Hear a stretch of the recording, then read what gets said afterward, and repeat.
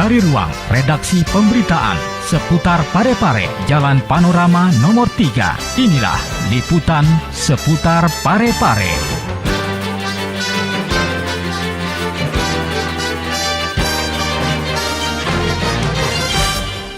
Assalamualaikum warahmatullahi wabarakatuh. Selamat bergabung dalam program berita seputar Parepare Peduli. Dan saya Siti Nur Utami selama beberapa menit ke depan akan menemani Anda dengan serangkaian informasi seputar kota Parepare. Dan berikut berita seputar Parepare Peduli selengkapnya. Taupan Pawe hadiri Kopi Morning rakyat bertajuk Parepare Diskusi dan Edukasi.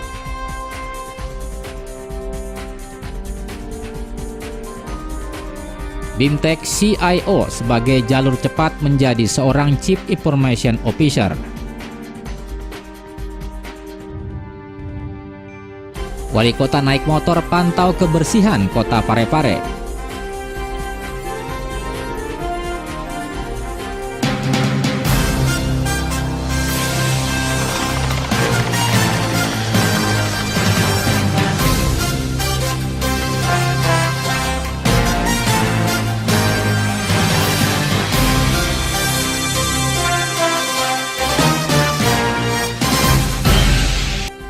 Kita awali berita pertama hari ini dengan Wali Kota Parepare Haji Muhammad Taufan Pawe yang menghadiri Coffee Morning bertajuk Parepare Diskusi dan Edukasi yang dilaksanakan di Cafe Andalusia dengan pembahasan terkait Institut Teknologi Habibie. Dan berikut berita selengkapnya. Pembangunan Institut Teknologi Habibie bermuara pada peningkatan kualitas pendidikan dan kesejahteraan masyarakat di Parepare. Institut Teknologi Habibie yang sudah mengantongi peraturan presiden dan sisa menunggu izin operasional dan melalui proses yang wajar selama 6 bulan dan tidak ada yang terlewati dari 9 item dengan syarat yang diminta sehingga ITH sudah lahir karena telah memiliki legalitas yang tercantum pada peraturan presiden nomor 152 yang dikeluarkan tanggal 17 Oktober 2014 lalu. Hal ini ditegaskan Wali Kota Parepare, HM Taupan Pawe saat menghadiri Kopi Morning rakyat bertajuk Parepare Diskusi dan Edukasi di Kedai Andalusia, Jalan Jenderal Sudirman pada hari Sabtu 21 Maret lalu. Kalau seluruh masyarakat Parepare berpikir positif untuk lahirnya Institut Teknologi Habibie, kecuali Tuhan yang Maha. Ini insya Allah. Nah, sekarang ini apakah ini prestasi atau ambisi? Silakan masyarakat yang menjawab. Yang jelas ibaratkan kita sebagai seorang ayah, kita ingin melahirkan, kita ingin punya anak, tentu kita perbaiki niat kita untuk menanamkan janin ke istri kita. Dan itu sudah terproses dan ITH lahir secara normal. 6 bulan, tidak ada yang terlewati Bapak Ibu sekalian. Dari 9 item syarat yang dimintai, saya presentasikan semua sudah terpenuhi. Nah sekarang, Institut Teknologi Habibie kan sudah lahir. Tapi lahirnya sekarang ibaratkan masih bayi, butuh perawatan, butuh pangkuan yang baik, kita butuh belayan yang sangat baik agar dia menjadi anak yang andal. Dia bisa berdiri, dia bisa berlari. Itulah Institut Teknologi Habibie sekarang.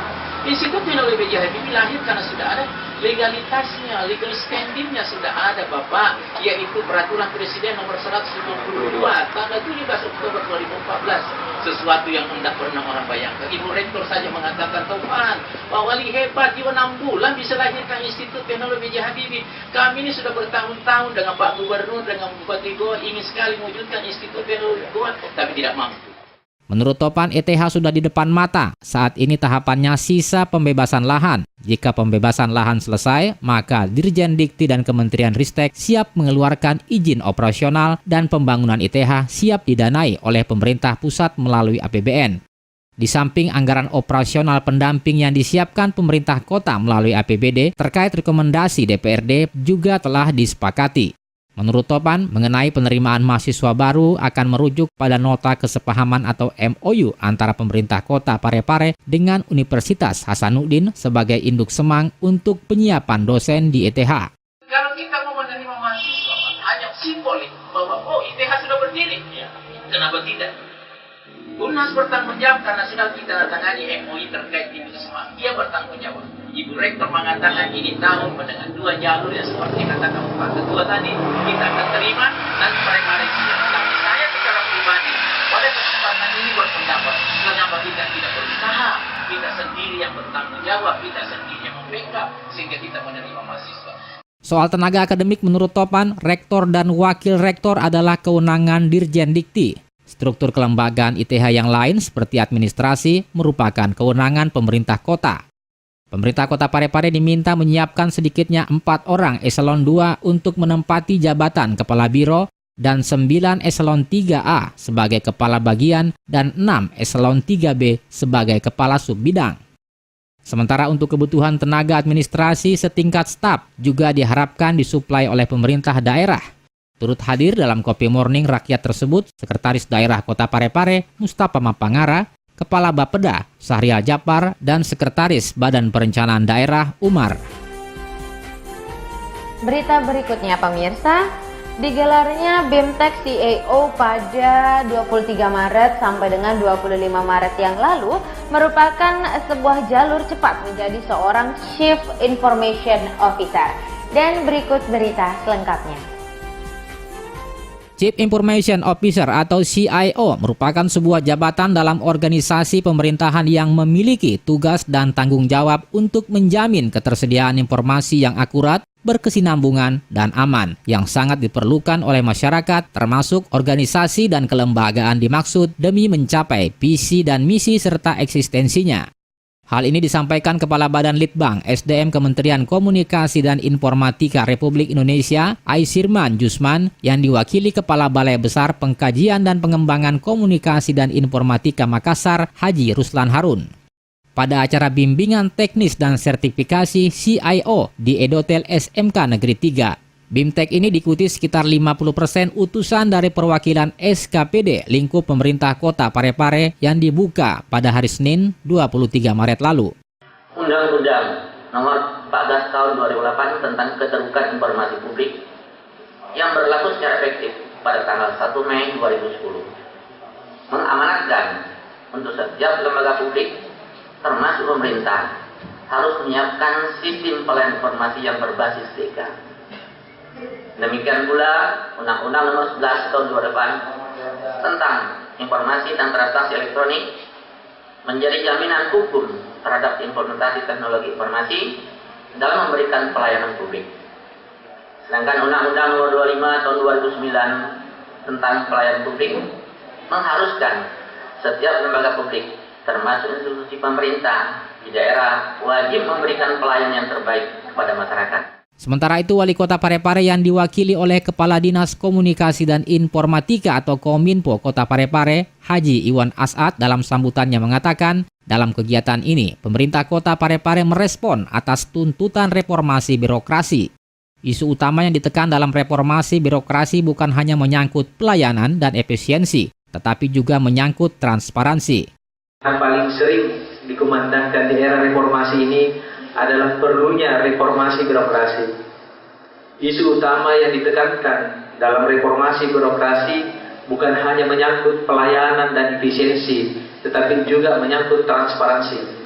Ketua Panitia sekaligus penanggung jawab BIMTEK, Junaidi Aspan, dalam laporannya mengatakan bahwa kegiatan ini dilaksanakan berdasarkan Peraturan Menteri Komunikasi dan Informatika Nomor 7 Tahun 2011 tentang tugas dalam melaksanakan pengkajian dan pengembangan komunikasi dan informasi serta pengembangan kapasitas dan peningkatan akses masyarakat.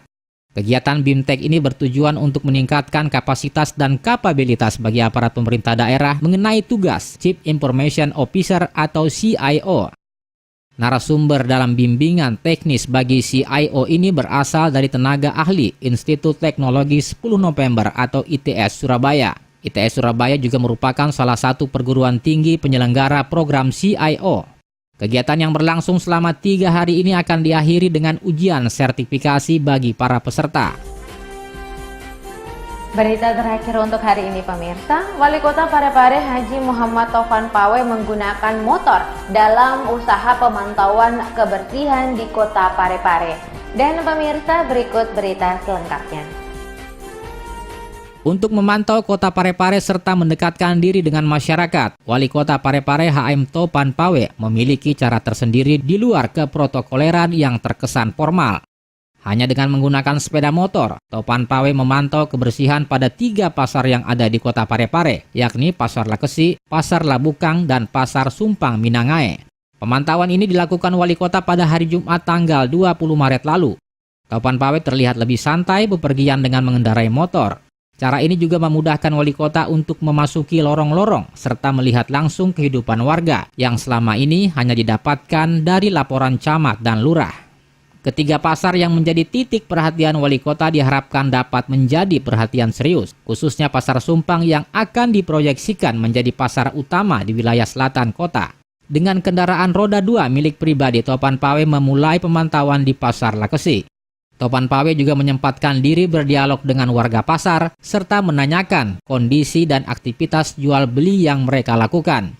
Selanjutnya wali kota memantau Jalan Lasindrang serta Jalan Andi Makasau, Jalan Petran dan Jalan Agus Salim, kemudian ke Jalan Baumasepe, tepatnya di Pasar Sumpang yang terletak di Kelurahan Sumpang Minangae.